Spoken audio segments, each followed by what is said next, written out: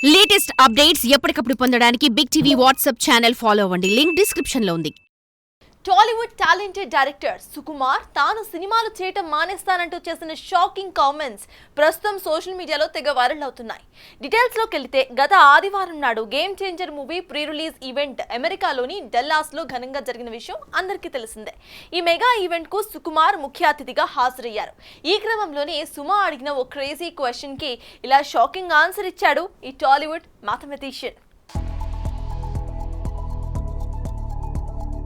Global star Ram Charan, ప్రముఖ దర్శకుడు శంకర్ కాంబోలో తెరకెక్కిన గేమ్ చేంజర్ మూవీ సంక్రాంతి కానుకగా జనవరి 10న ప్రేక్షకుల ముందుకు రానున్న విషయం తెలిసింది.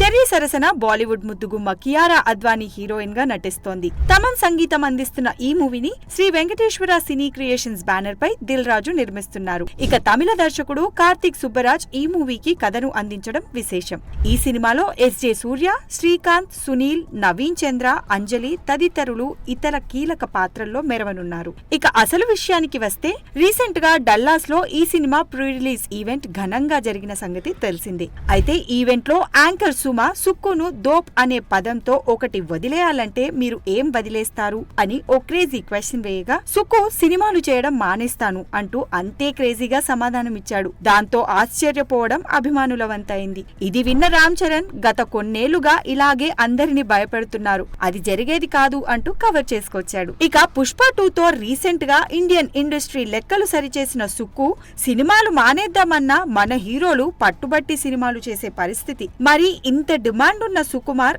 ఆ మాత్రం లెక్కలు వేసుకోకుండా ఉంటాడా? For more videos like this, subscribe Big TV channel.